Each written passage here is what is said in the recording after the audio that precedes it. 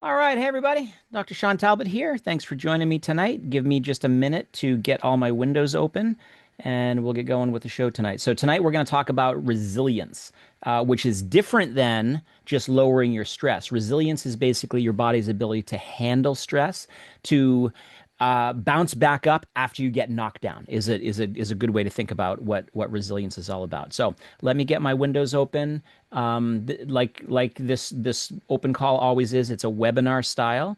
So if you have questions, please put them in the chat. And I'm going to keep an eye on my extra screen up here. And if there's any questions in the chat, we will I'll stop and answer those. That's the advantage of joining, this webinar live, when we hold it. We usually hold this on Wednesday nights, but for the summer, we're going to do a whole summer series that will go on Thursday nights. I'll explain that to you in a second. Let me get my slides up. And it just barely turned the top of the hour, so we can get rolling. So I want to share this, grab my PowerPoint, and there, you ought to be able to see this now. Okay, so tonight we're going to be talking about this science of stress resilience.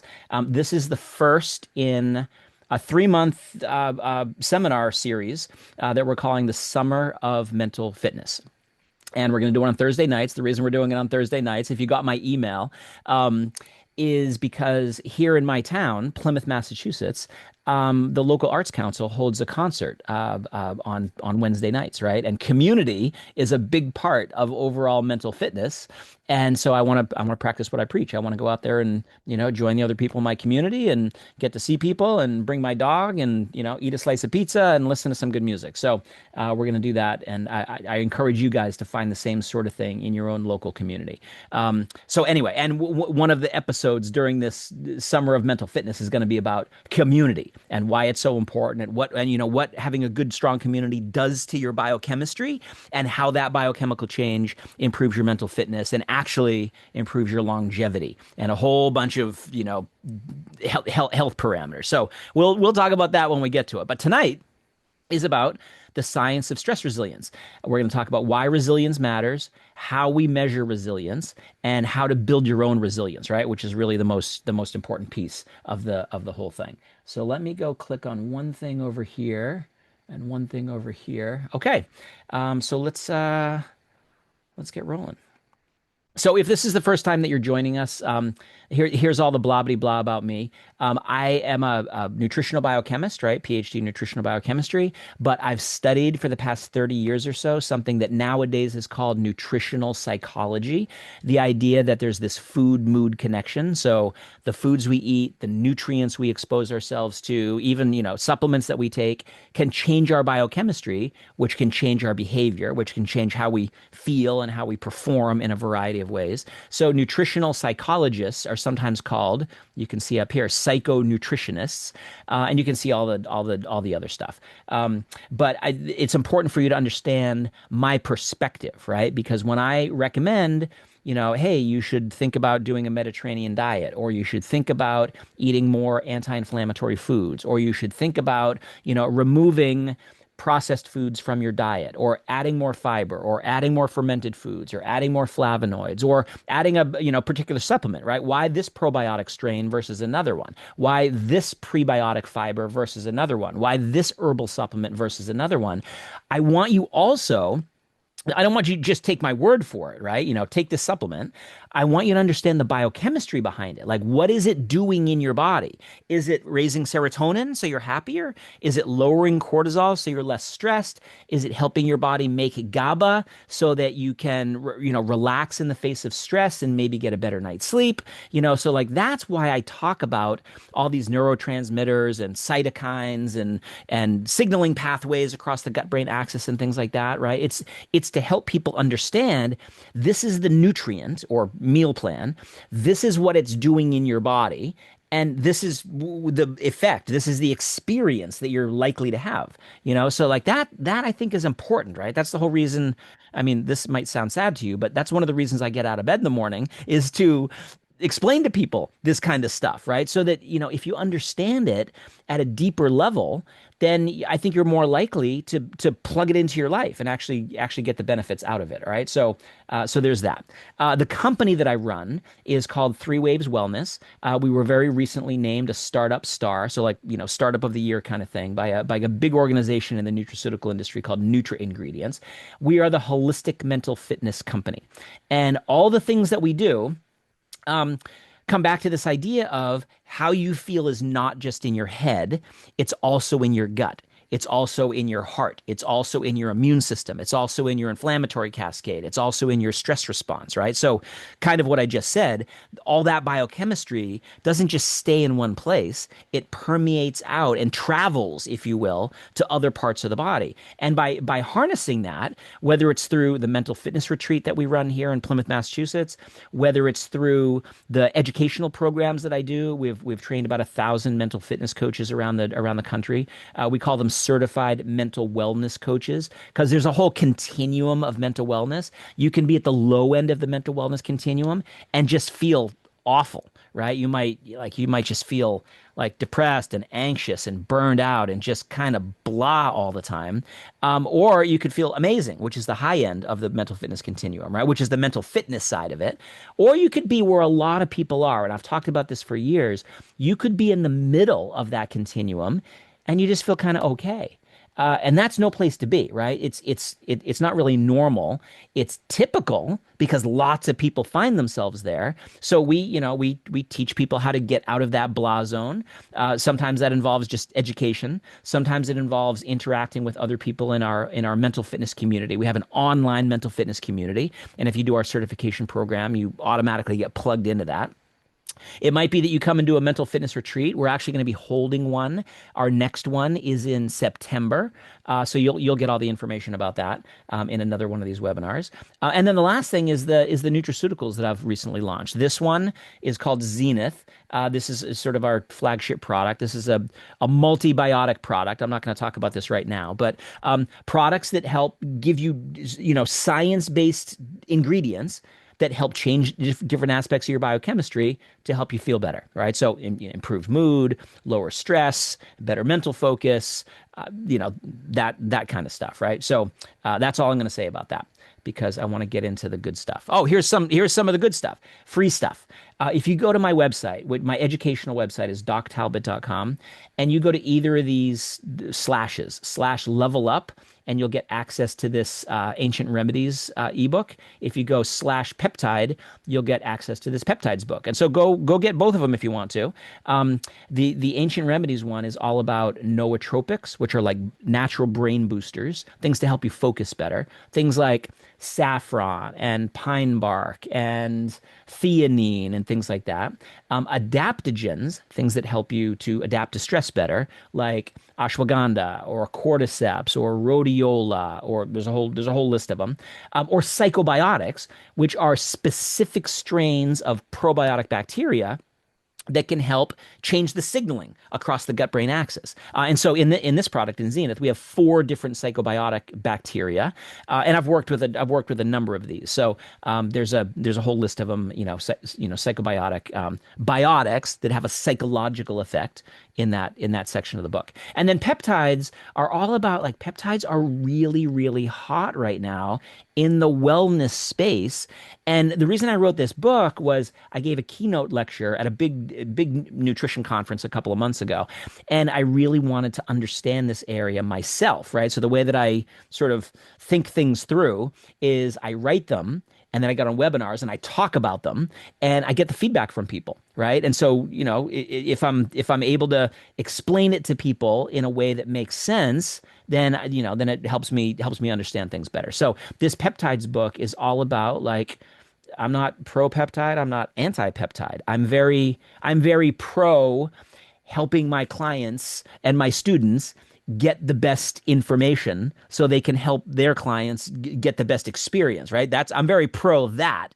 And sometimes that might involve peptides, sometimes not. So this book kind of like tries to weave between, like, some of the hype that's out there and what the science actually says. So go and get those if you want to. All right, let's get into the good stuff. So we're going to start off with a definition of mental fitness. This is one that I think is a good one. This comes from a actually an apparel brand that does a lot of mental fitness sort of outreach and things like that. The practice of strengthening your mind the way you strengthen your body. It's about building resilience, staying present, and showing up for yourself. Just like physical fitness, it takes consistency, intention, and care. And just like physical fitness, it's about progress over perfection. This is one of the things I love is that it's this continuum. Like I mentioned before about the mental wellness continuum, there's a sort of a low end, a medium area, and a high end. And we're all on there somewhere. And the idea isn't that, you have a disease or you don't have a disease, right? Or you're in a good place or a bad place. It's that there's this gradation. And you're always, hopefully, trying to move to the right, so to speak, right? Move to the higher side. If you think of it like a number line, right? From 1 to 10, you'd rather be a 10 than a 1, right? You'd rather be a 6 than a 5. So, that idea of continual progression. But you're not going to get to like you're not going to become an 11 or a 12 or a 15, right? It's not like you're going to feel better into infinity, but it's about getting you out of that blah zone and getting you to a new natural level, like your new baseline. And the people that we work with will very often say, hey, I didn't know I even had a problem back there. I didn't know my mental fitness was low.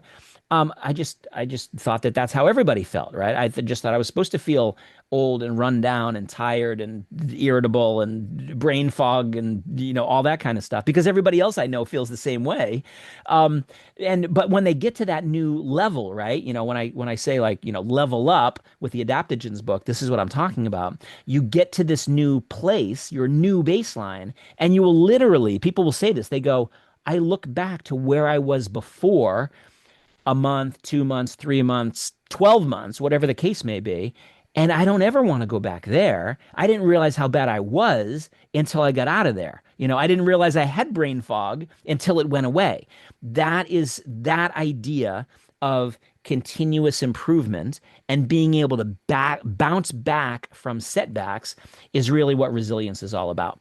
Right. So I think that definition of mental fitness leads us very nicely into a discussion of resilience. And the new paradigm, the new scientific paradigm is that resilience isn't just a brain thing. Like I said earlier, how you feel is not just in your head, it's also in your gut and it's also in all these other, parts of our gut heart brain axis. Um, the gut heart brain axis and stress resilience is really where it's at. It's about coordinating the signals across all of these different brains. The brain in your head we talk about as the first brain, the brain in your gut we talk about as the second brain, the brain in your heart we talk about as the third brain, and they all sort of you know um, excel in their own particular area. And I've got webinars about each of the brains. I write about them. There's a chapter on each of the brains in my book Mental Fitness. So I'm not gonna go too far down that rabbit hole. But this I think this slide does a decent job of um, of outlining that idea, right? That there's this bi-directional and it's actually multi-directional crosstalk across your gut brain axis. So when we talk about the microbiome, the bacteria in your gut, that's actually a separate target, if you will, compared to the lining of your gut. And that's a separate target to your brain, the brain in your head. And that's a separate target compared to the axis. And the axis is the communication network, largely the immune system, but also your nervous system and your inflammatory system and your circulatory system and things like that. But these signals that go back and forth, some of those signals will originate in the brain, and they can be thoughts. They can be stress signals. They can be on this particular graphic. They're showing neurodegenerative signals and neurodevelopmental, neuropsychiatric signals. It doesn't have to be like, this is where a lot of the research is, right? It's in people with major depression, major depressive disorder, MDD. It's in people with generalized anxiety disorder. It's in people with Um, Autism spectrum disorder. It's in people with attention deficit hyperactivity disorder, ADHD. But that's just instructive for us, right? That wait a minute. If it's going to help those people, maybe we can use some of those same techniques, right? Eating a polyphenol rich diet, for example. Maybe, and we know that like a Mediterranean style diet can take people who have major depressive disorder and it can actually make them so much less depressed that they don't qualify as depressed, the disease anymore, right? So you look at data like that and you go, huh, if it can help somebody who's, really having a problem, maybe if I plug it into my life, it can help me feel better too, right? And that's where a lot of the research is going these days, right? So the signals can be top down, signals coming from your brain going to your body, or the ones that I really like to study are bottom up. They're ones coming from your body to your mind, right? So everybody who's watching right now has heard of the mind body connection, but I like to, have the subtle little shift that talks about the body mind connection, how things that happen here in your body can change your perception of stress or change your resilience or change your ability to relax or change your mental focus or change your energy or motivation or et cetera, et cetera. Okay. And that's the idea of biochemistry drives behavior. So some of these signals could be peptides that your gut makes. It could be neurotransmitters. Your gut is the source of 90% of your serotonin in the body, 70% or so of your dopamine, 50% or so of your GABA, lots of your oxytocin, lots of your melatonin. The list goes on and on and on. And so the idea that there's this food mood connection is based on this idea that whatever we eat is going to directly interact with your microbiome, your gut lining, everything in your gut, and that can change your neurotransmitter signaling. And I'm not going to get into all the nuances of that because that's a whole lecture. Speaking of which, if you're part of our mental fitness community, there's a whole 4-part series on serotonin metabolism. There's a whole 4-part series on dopamine metabolism. There's a whole 4-part series on GABA and melatonin metabolism, right? So if you really want to understand like what's going on here, right? I often say in like shorthand, blah, blah, blah intervention increases serotonin, right? Well, it might increase serotonin. It might also improve your serotonin signaling. It might also reduce your serotonin turnover, destruction, so that you have more of it around, right? The end result, when we're talking about serotonin, is that you're either more happy or less depressed. Okay, so the mechanisms that we talk about are a little bit detailed sometimes, but that's why it takes a 4-part series instead of a soundbite.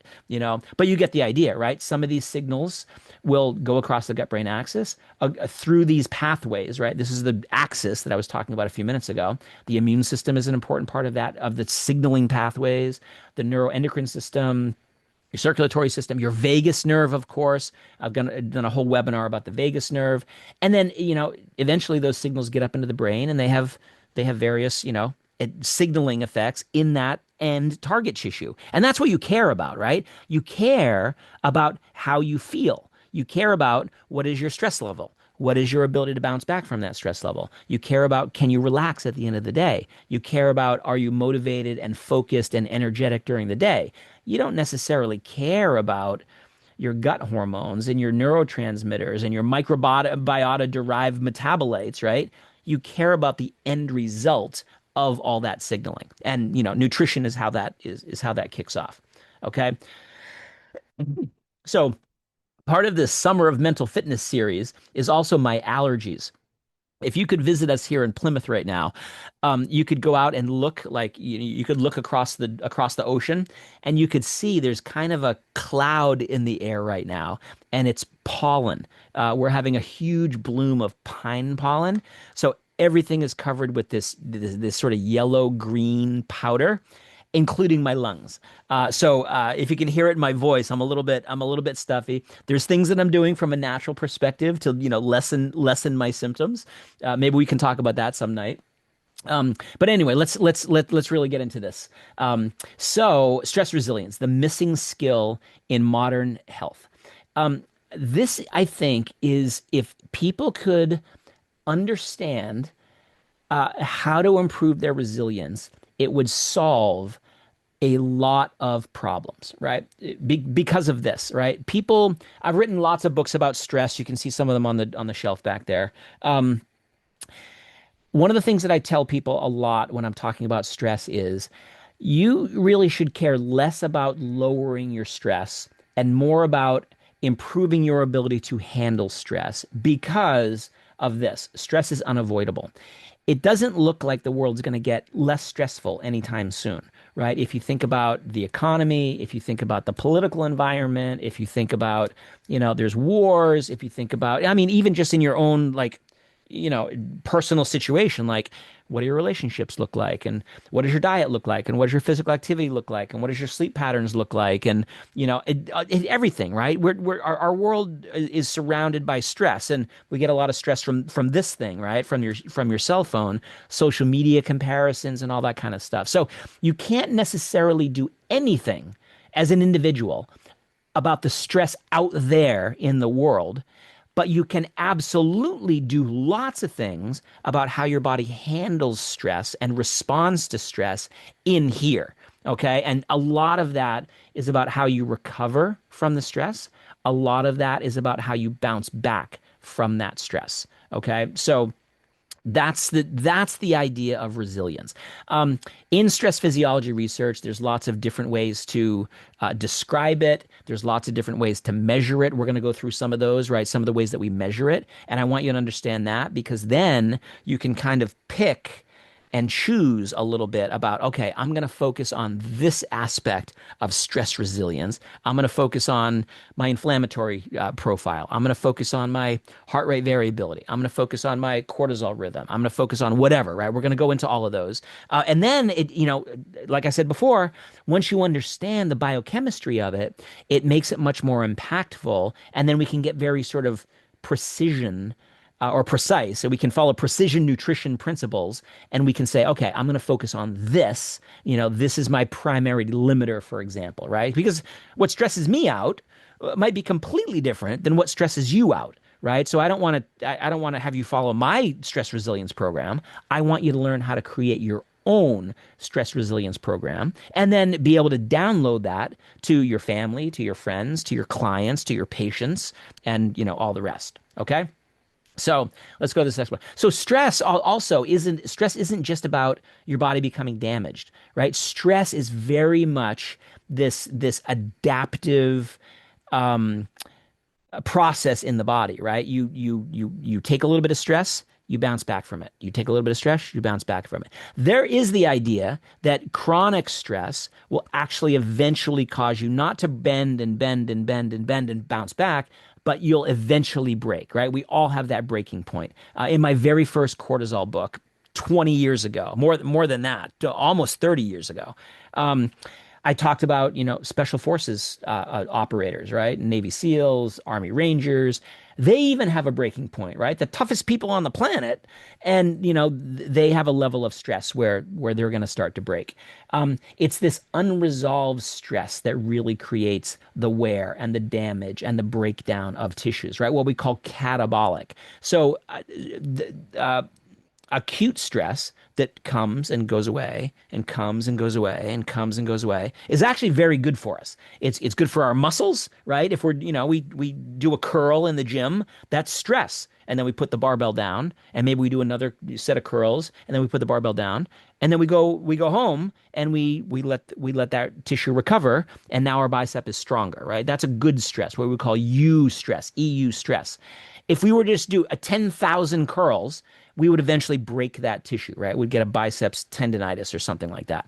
That's distress. So when people are talking about, good stress, bad stress, it's eustress versus distress. I used to joke around in my Olympic Training Center days with some of the athletes and coaches saying that there's no such thing as too much stress, which is, when you're talking about athletes, it's like their workouts. There's only under recovering, right? Ha ha ha. But it made the point that if we can get the athletes to bounce back from their workouts, it's good for their minds, mental fitness. It's good for their bodies. It's good for their immune systems. It's good for them being able to handle more of a stress load, so the coaches can work them out harder before they get injured or sick. They bounce back faster so that they get bigger, faster, stronger. They win more gold medals, which is what everybody at the Olympic Training Centers cares about. And this idea of fast recovery it is another way of thinking about resilience. I told you that different people think about it different ways. And when you're in the athletic world, resilience is basically your ability to recover, right? So some of you, well, I have a cycling shirt on tonight. I was just about to say, some of you know that I'm a big cycling fan. I had a really nice bike ride today. When I'm watching the Tour de France or the Tour of Italy or one of these long grand tours that's 3 weeks long, the athletes that do the best aren't necessarily the fastest one in the sprint or the fastest one at the top of a hill or the best bike handler. They're usually the ones that can go hard and then recover and go hard the next day and recover and go hard the next day. And you do that day in and day out over a 3 week, athletic competition. And the people with the best recovery are the ones at the top of the podium at the end of the competition. That is like resilience in action. So what you're seeing here is a very famous thing from stress physiology. Hans Selye, which is kind of like the grandfather of stress physiology, coined something called the general adaptation syndrome, where you have good stress. And homeostasis, right? Your body is in balance. When you are put under acute stress, there's an alarm stage where your body might have a little bit of a dip in its performance. Then your body responds to that stress. You actually get better in response to that stress, right? There's an adaptation. But if that goes on too long, the stress, or the recovery is inadequate, then you have an exhaustion stage. And this is where distress starts to happen. Okay. So, like I said, I've been writing about this for 30 years.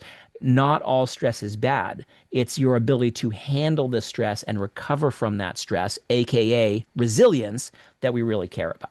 Okay, so with that as sort of a setup, this is another way of looking at it. This is another curve called the Yerkes-Dodson curve, and this is showing that there's a sweet spot, there's a Goldilocks zone, so to speak, of our stress. We don't want too little stress. We don't want too much stress. We want just the right amount of stress, right? That tipping point, so to speak. And if we can find that, and we should always be seeking that out, then we're at peak performance, right? Some people would call this being in the zone. Some people would call this being in a flow state, is another way of saying it. But resilience is really what predicts our overall performance, mentally and physically. So what is stress resilience, right? I've defined it sort of, peripherally, but here's one slide that shows you directly: ability to respond, ability to recover, ability to adapt. And we can break out resilience into these different domains, right? We can talk about physical resilience if we're talking about athletes, but there's always an aspect of, mental performance, right? I talk a lot about these athletes, the ones that get on the top step of the podium. They're not necessarily the most in shape. They're in good shape, but they have the mental edge to either keep going or not slow down, or, reach for, a reservoir of determination that their competitor doesn't have, right? So there's always that sort of mental and physical kind of a thing. There's emotional resilience, there's spiritual resilience. So, you want to be able to have the right balance of all of those pieces. Some of this we get more into in our mindset module, or in the mindset chapter that we have in the mental fitness book.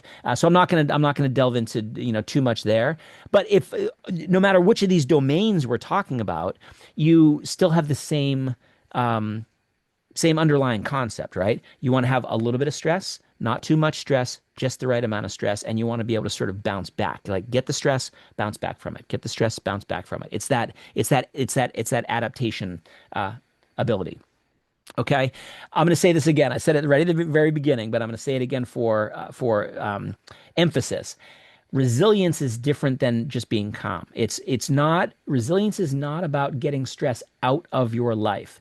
It's about being able to step into the stress and still get things done. That maybe is another way that I can describe it, right? So you might have something that is very stressful to you, and you would back away from it. Like you would like not just like figuratively back away. You might actually literally back away from it and say, I can't handle this right now. But if your resilience is higher, that exact same situation that caused you to back away and say, I can't deal, uh, now with higher resilience, you can look at the situation and go, huh, this is not a great situation, but we're going to figure it out. We're going to solve the problem. We're going to come up with a strategic solution. We're going to navigate whatever the sticky situation is here. So, we were talking about athletes. That's more sort of physical resilience. Now, solving a problem could be a relationship problem, could be a business problem, could be problem in your community, whatever. That is more of a sort of a psychological resilience where you're going to, now you're better at sort of navigating that situation. But it's not about lowering the stressful situation. The situation is what the situation is. It's about navigating that situation. And we can change our psychological perspective of that situation by what we're changing in the body. Okay, so that's the body mind connection that I talked about before. Resilience is not a destination; it's a way of being. I'll get clients sometimes who will say, or students that will say, "Well, like, how long does it take to get this resilience?" And resilience is something that, like, if we're talking about it from a microbiome perspective, it might take, you know, a month.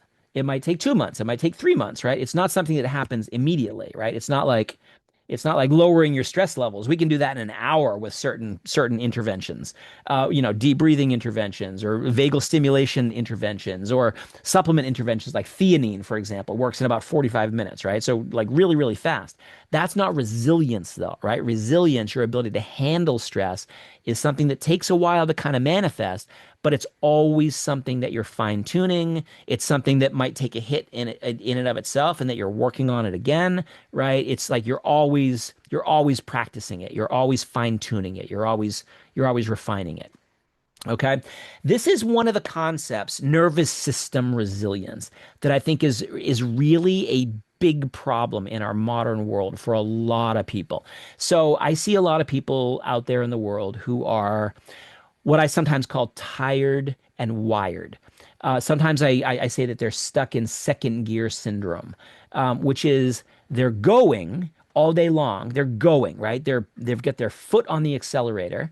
But at the end of the day, they can't relax. They can't turn it off. They can't wind down. And so the reason we call it tired and wired is these people are going through the day, and very often they're sort of like going in the face of being kind of fatigued mentally and physically. And then you would think that those people who are very fatigued during the day, at the end of the day, would just, fall asleep really easily and get a good night's sleep, right? And then they would recover from the stresses of the day.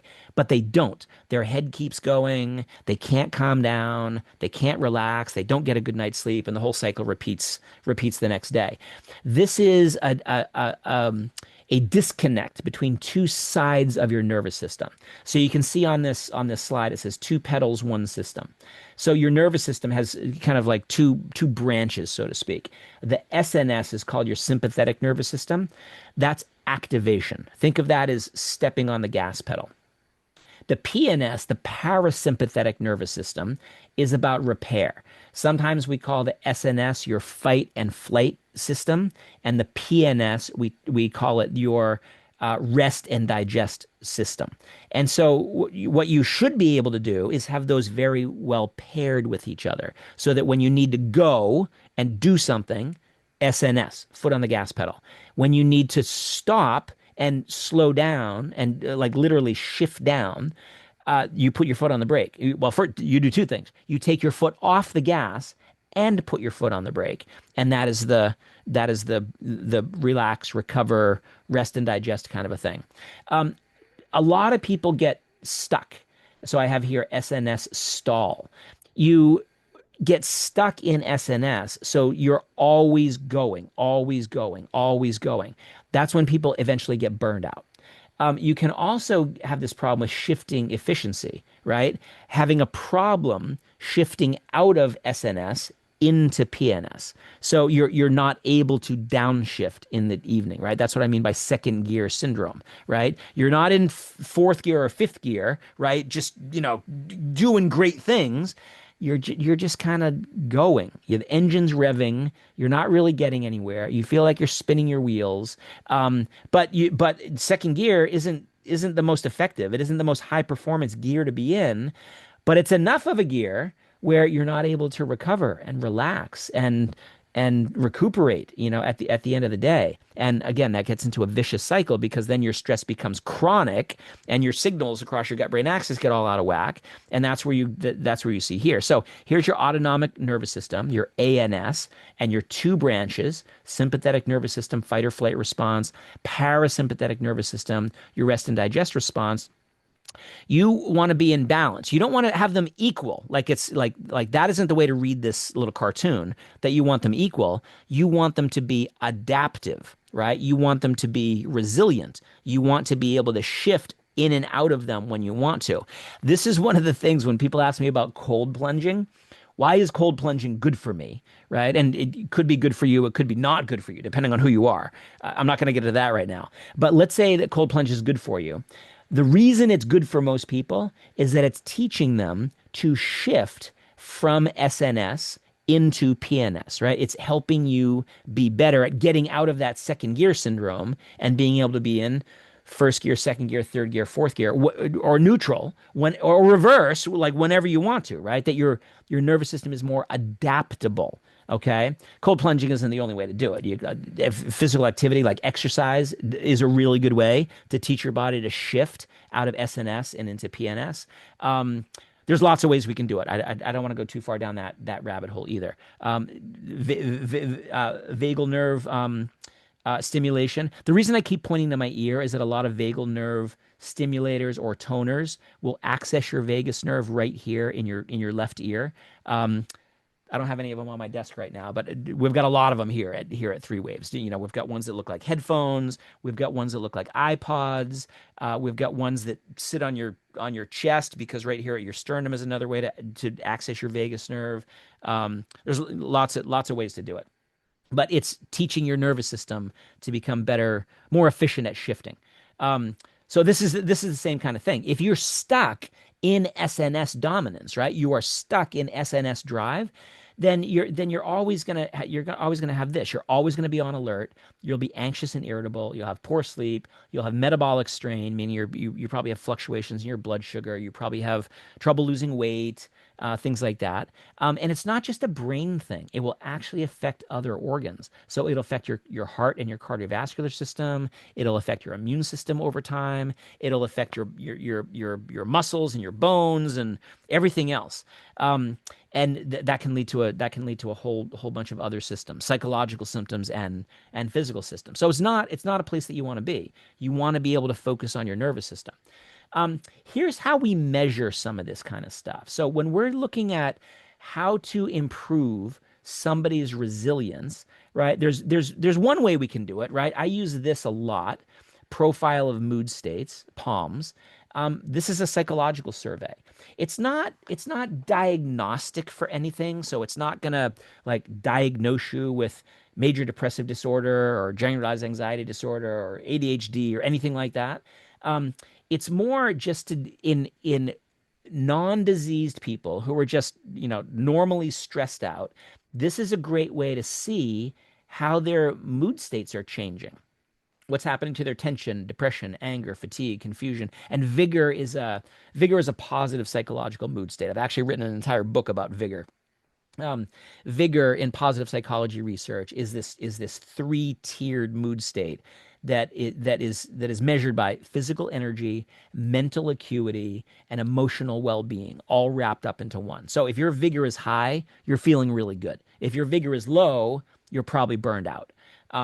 So those are ways that we can measure your resilience or your psychological mood state by asking questions to people, right? How do you actually feel? Sometimes, and that's great. I think that is like that's the place that I default to because, I've done studies before where we measure people's cortisols and we go, look, this intervention caused your cortisol to go down 20%. But the person still feels stressed out or they still feel irritable or they still can't get good sleep or something like that, right? They might look at that and go, well, I don't feel 20% better. I still feel crummy like I did at the beginning, right? So sometimes you want a biological marker and sometimes you want a psychological marker. So the profile of mood states is one of several psychological markers that we use to gauge resilience. These other ones, so cognitive flexibility is another one. Cognitive flexibility is about problem solving and strategy formation. Sometimes we'll use that as a like can you navigate your way through this stressful situation. But these other ones, HRV is heart rate variability, cortisol rhythm. Cortisol is your body's primary stress hormone. Inflammation is not always bad. Just like stress is not always bad. There's like you don't want too little inflammation. You don't want too much inflammation. You want that Goldilocks principle, right, of this, natural biomarker. And then glucose stability, blood sugar stability is a really important marker of your overall resilience. So we're going to go through those a little bit, so like how we measure them and what they mean if you decide to measure it for yourself. Okay. What is this graphic down here showing me? Oh, it's showing all the different signals that we can modulate to have an impact on resilience. So here are some immune system parameters. We've done some studies that have shown that if you get your immune system in a better place as an important part of your signaling system across your gut-brain axis, that not only helps you with your immune system, so fewer upper respiratory tract infections and things like that, fewer colds and flus and blah blah blah, but people just feel better because that signaling system is now more efficient. And so now you have a better mood or you have lower fatigue levels or something like that. There's neuromodulators like brain-derived neurotrophic factor and a bunch of others.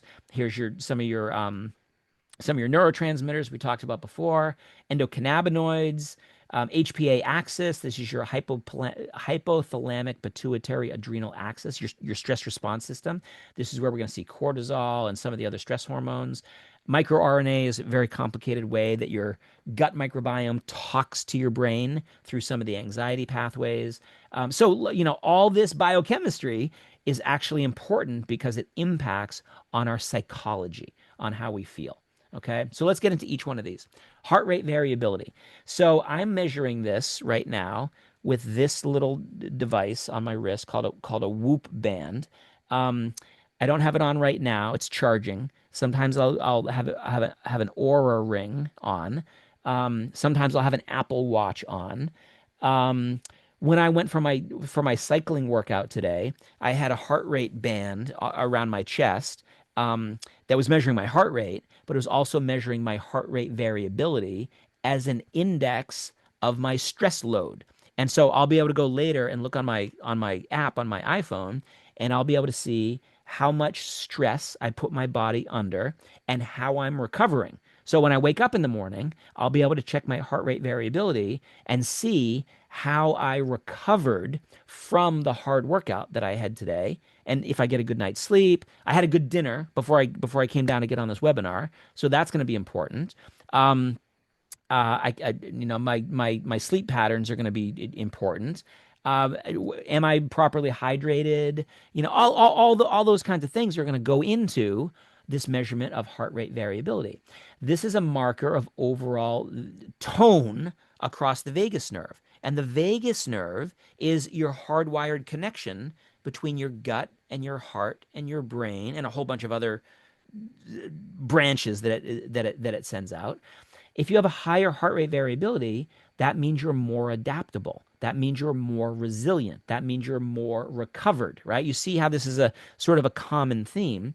If you have low heart rate variability, you're in survival mode. You're still under stress. You're not fully recovered, or you're underslept, or you're under nutritioned, or you're underhydrated, or you get the idea, right? So we can use this as a an early indicator.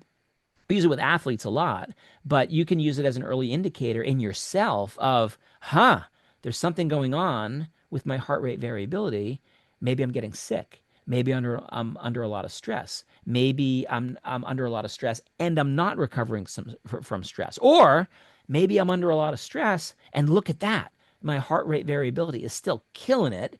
I'm doing great. I don't need to back off yet, right? I can keep going. I can keep training. I can keep working towards the deadline. Instead of 8 hours of sleep, I can get by with 6 hours of sleep, temporarily. But heart rate variability is a good judge of like sort of a systems check in your body from a cardiovascular and nervous system perspective. Okay, so we already talked about this autonomic nervous system, your ANS. Here's your stress response system in your sympathetic system. Here's your rest in your parasympathetic system. And that is going to be measured as heart rate variability. Just so you know, I probably should have said this at the beginning. Heart rate variability isn't your heart rate. Heart rate variability is the interval between each heartbeat. And so you can see on this graphic, it's variable, right? So 828 milliseconds, 845, 754, 742. The more variable, the better. So that would be a high heart rate variability. The less variable, the worse. That would be a low heart rate variability. And people look at that sometimes and it's like it's a little of a disconnect, right? You would think like, you think heart rate, a lower heart rate generally indicates better physical fitness, but a higher heart rate variability, that sometimes is a disconnect for people. What it's showing you, having a high heart rate variability, is that your heart and your nervous system are able to be like adaptive in the moment, right? That no matter what stress you encounter right now, you are able to adapt to it. So you can think of high heart rate variability as indicating high adaptability or high resilience. Okay. So if you think of it that way, it makes a little bit more sense. But lots of people have these bands and smartwatches and things like that that measure heart rate variability, and it might be something that you want to sort of track. Um, like I said earlier, we have a whole module about the heart as its own brain. So if you want to go look that up on YouTube, you'll be able to dive deep into it if you want to. Okay, cortisol rhythm.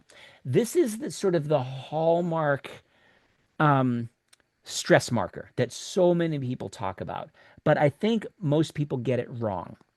I've been writing about like cortisol, the cortisol connection.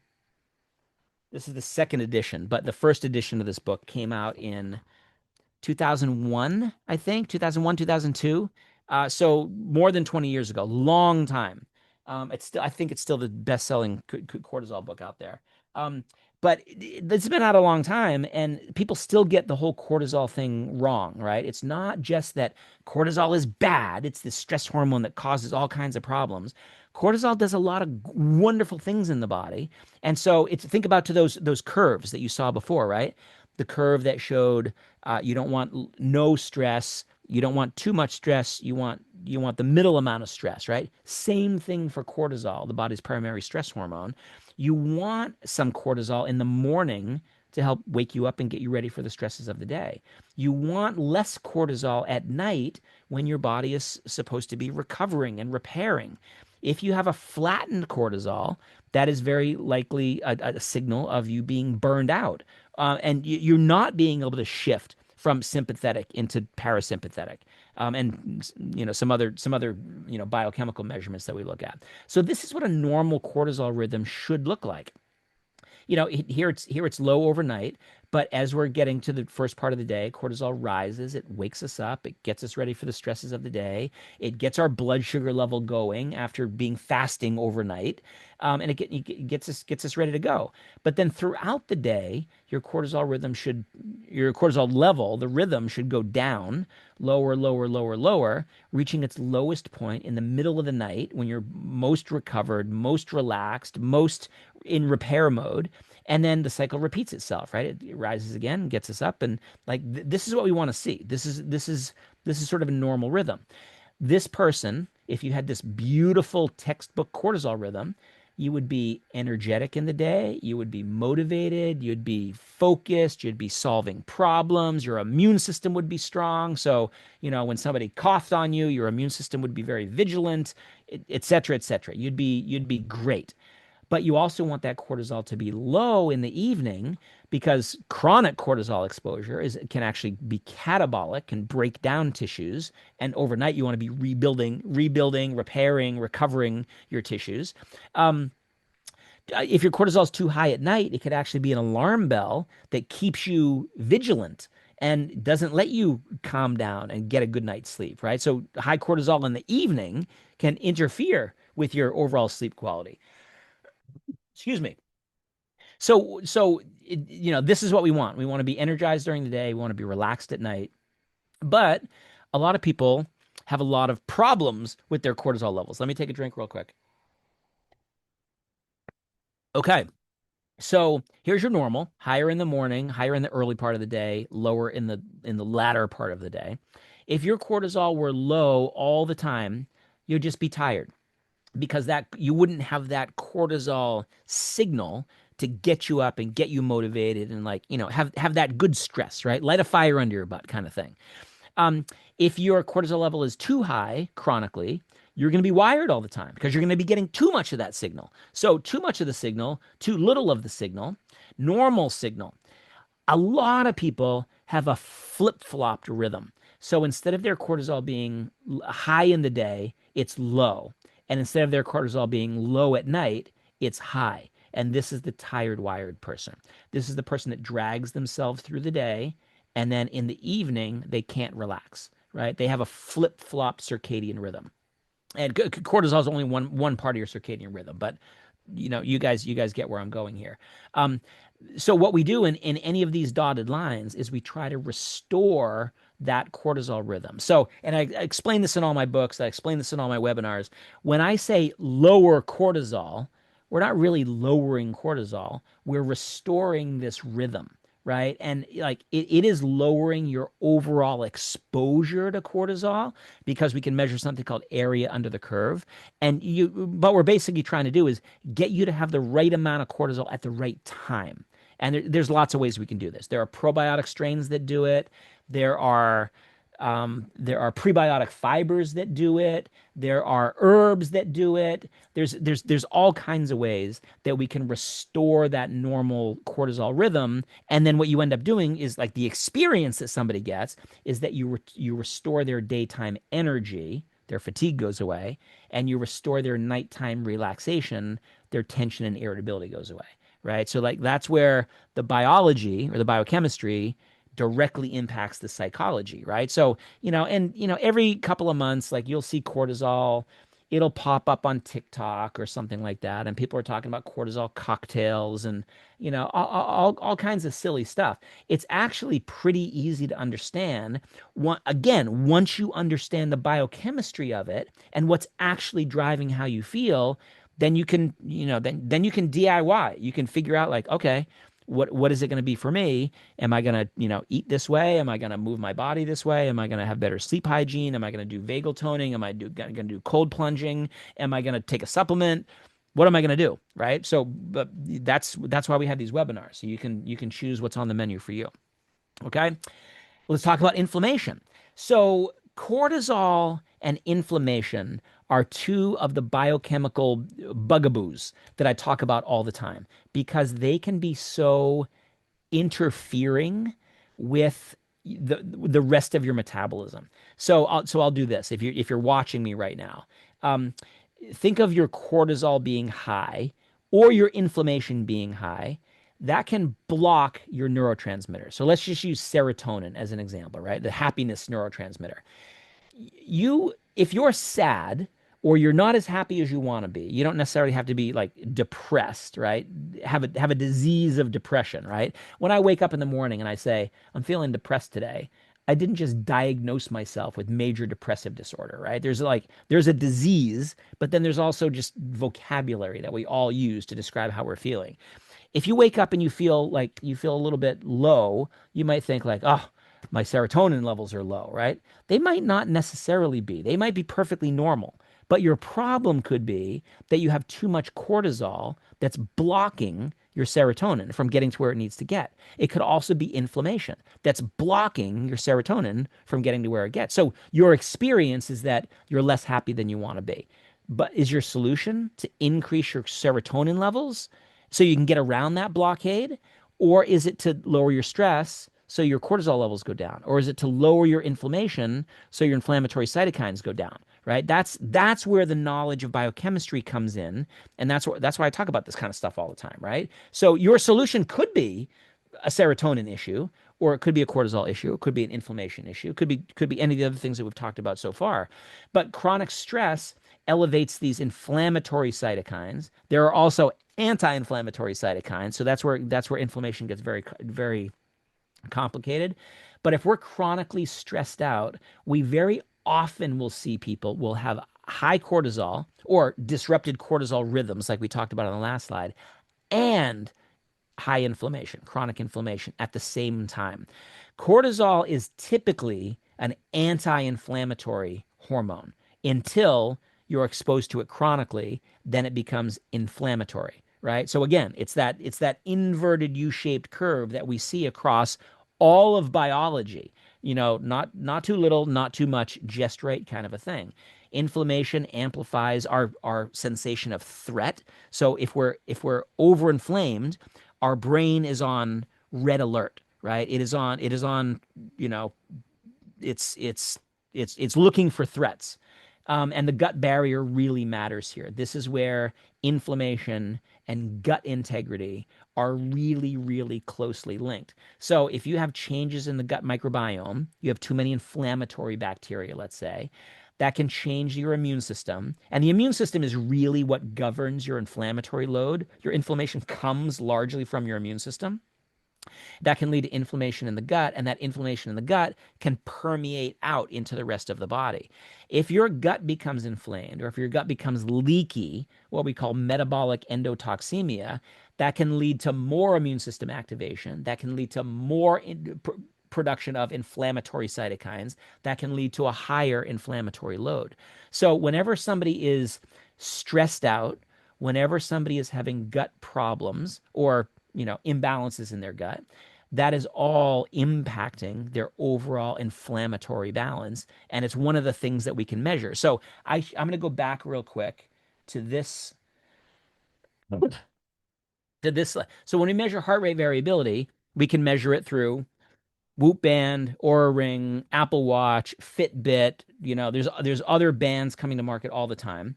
Um, Cortisol rhythm, we will usually measure that in saliva. So you can go and order, or your coach can order for you a cortisol kit, and the ones that I use end up coming with 4 tubes, and you spit into the tube first thing in the morning, and then you freeze it. You spit into the next tube 2 hours later, freeze it. You spit in the next tube middle of the day, freeze it. You spit in the next tube right before you go to bed. And sometimes, depending on the kit, sometimes you'll have an overnight one too. If you wake up in the night, you also spit, and you get an overnight one. But don't ruin your sleep to spit in the tube, for a fifth time. And that'll give you a cortisol uh, uh, curve. Glucose stability, which would be the next, or inflammation. You can measure some inflammatory markers in the urine. You can measure some of them in the blood. So sometimes we'll do like a finger stick to measure things like high sensitive CRP is a good inflammatory marker. But there's all kinds of inflammatory cytokines that you can do. You can measure some of them in the saliva, and then glucose stability is usually something that we'll measure in a blood sample as well. We'll look at a measurement called glycosylated hemoglobin.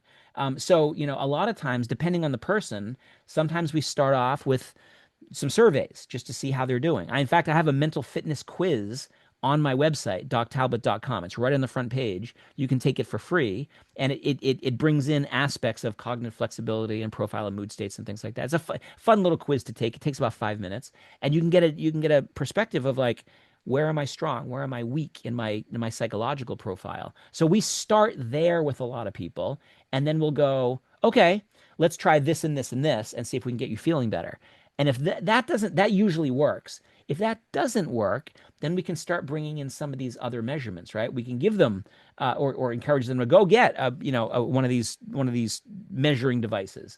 Um, we can have them spit in a tube. We can have them give us a blood sample or urine sample, and we can start measuring some of this stuff. I don't usually do that right off the bat with people though. They're expensive, they're time consuming, they're kind of a pain in the butt. So if we can get them, to move up that mental wellness continuum with the right supplement regimen or a change in their diet or a change in their sleep hygiene or something like that, or a change in their mindset, that's what we'll do first. Okay, so let me go back to where I was. I was talking about inflammatory load. So inflammation is a bidirectional sort of a thing, right? If you're inflamed in your brain, what we call neuroinflammation, that inflammation doesn't stay in your brain. It can be transmitted through the rest of your body. If you're inflamed in your gut, your second brain, that inflammation will permeate out into the rest of the body. So you could have leaky gut that leads to body inflammation that leads to neuroinflammation. So and neuroinflammation is a red flag for depression and anxiety and feeling blah and brain fog and all that kind of stuff. So, is that a brain problem or is that a gut problem? Well, it's really a gut brain problem because of the bidirectional nature of those signals. Okay, the microbiome. Where's the microbiome fit in? This is a stress sensor and a modulator of your cortisol exposure, of your inflammatory load exposure, of your glucose. Because every time we eat something, it goes to our gut, and our gut decides what to do with those nutrients. Are we gonna, absorb it and throw it to a target tissue like your muscles? It's gonna burn up all that blood sugar, or is the blood sugar gonna float around for a while, and you're gonna get an insulin spike? And what's that gonna do to your appetite? What's that gonna do to your metabolism? What's that gonna do to your fat burning? All that kind of stuff. But the microbiome will change in response to your diet. This is one of the reasons that I come back to the microbiome as a modulator of mental fitness again and again and again and again. It's because whatever we eat or drink, whatever we ingest, will eventually directly impact the microbiome. And that's not a small effect. That effect is going to change your neurotransmitter production. It's going to change what bacteria grow there. It's going to change good bacteria or bad bacteria, anti-inflammatory, neurotransmitter producing bacteria or inflammatory bad bacteria. I said that in a very like general way just to make a point. It's going to determine your gut integrity. Do you have leaky gut or not? It's going to determine, are you producing, the right kinds of cytokines or the right kinds of short chain fatty acids? It has a direct impact on your physical and mental health because you're interacting with those bacteria. And those bacteria can change really, really quickly. Like I like to say they can change meal to meal to meal, but you need a consistent meal pattern or a consistent supplement pattern to like meaningfully change them over time. Microbes signal the brain and the body, and diversity is what we're really going for. Because if you have a more diverse microbiome, not only is that microbiome more resilient to, an infection or to, having a hot dog or a Big Mac every once in a while, you could consider that to be a stress. You're more resilient to that stress. But having more diversity at the level of the microbiome makes the entire organism, that's you, more resilient at the same time. Okay, so that is a really, really important point, and you can see all the things that I just talked about on this little graphic. Okay, so here I'm gonna sum up with this, which is these are the things in our modern life that are really killing our resilience. First one is obvious: chronic psychological load. That's the stress that's out there in the world. We being sedentary, our high intake of ultra processed diets, which right now in North America is about 70 to 75% of our calories are coming from ultra processed foods. Sleep disruption, not getting our 8 hours of good quality sleep, and then having a fixed mindset, right? What are our thoughts telling us, right? So these are the big things that are causing most of our problems. And I developed this program in my very first book, 30-ish years ago, called the Sense Program. And the Sense Program is an overall lifestyle program that addresses each of these big resilience killers. And it's actually very simple when you think about what each one of these, each letter in Sense stands for a different piece of the solution, so to speak.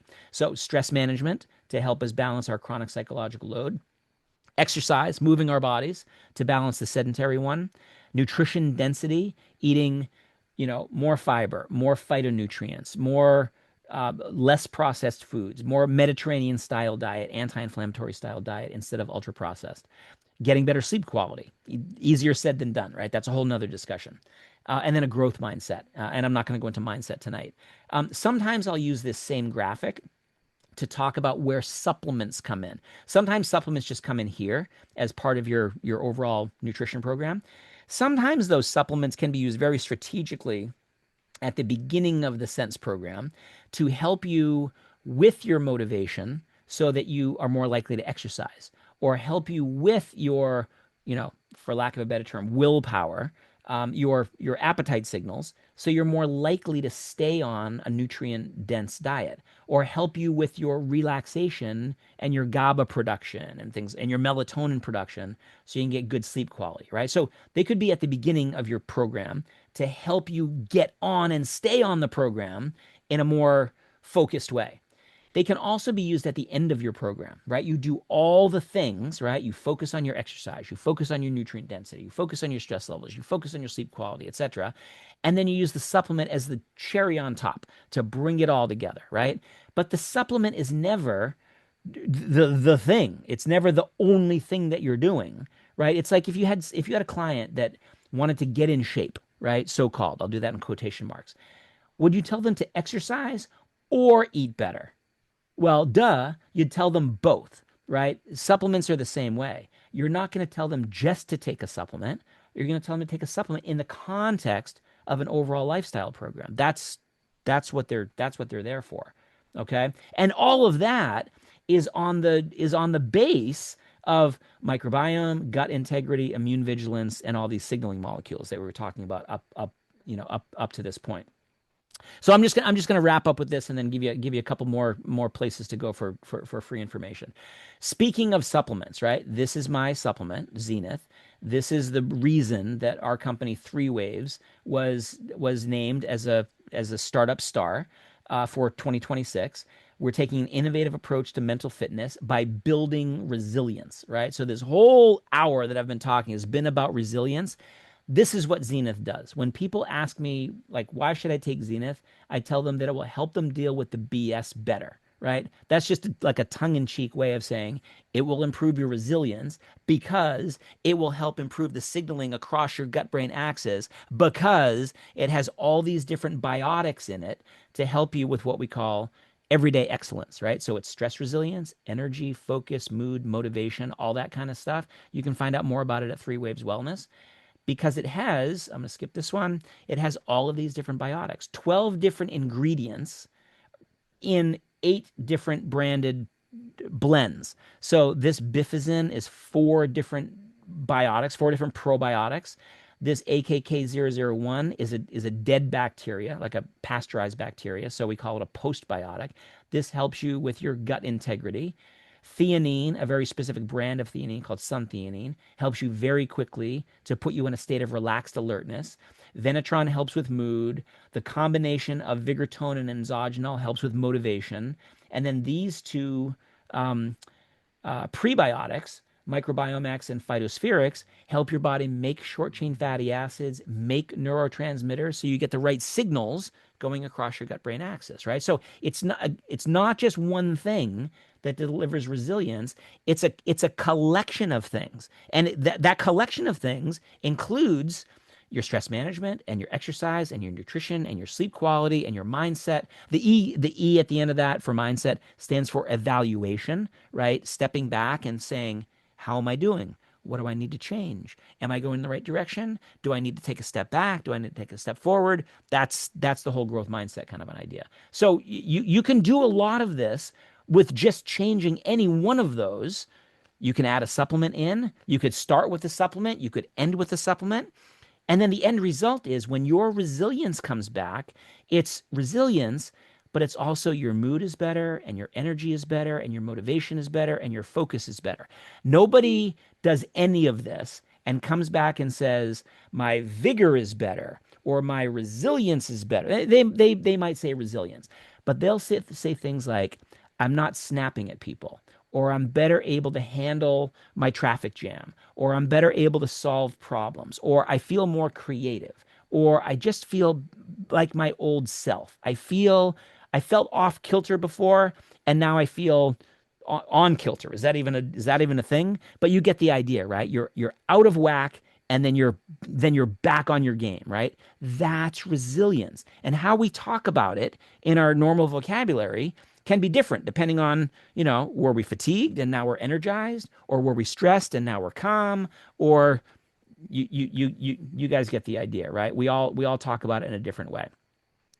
So that's resilience. Here are some more of the places that you can go and get lots more information. If this kind of stuff resonates with you, definitely consider becoming a certified mental wellness coach. We dive deep into this, and once you're in this program, you're part of our mental fitness community where, anybody can watch this video on YouTube on the replay. Anybody can join it live to get their questions answered. And there weren't any questions tonight, which is great. Um, but the people who are in our mental fitness community also get the slides, also get all these resources. So here are some of the places you can follow me. I post different kinds of information in different places. Sometimes I'll post a blog that you can read. Sometimes I'll post a long video like this one, an hour, that people can really dive in. Sometimes I'll post a short little 60-second video on Instagram. Sometimes I'll post a medium one, like a 3-minute one on YouTube Shorts.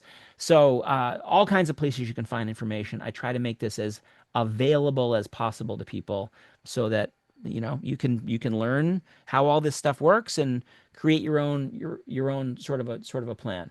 Oh, and this is really nice. I'll read this. It just came into the chat. I've taken the certification course and am an active member of the community. I highly recommend it. Huge personal and professional value. Thank you very much for saying that. So with that, I'm going to stop the share.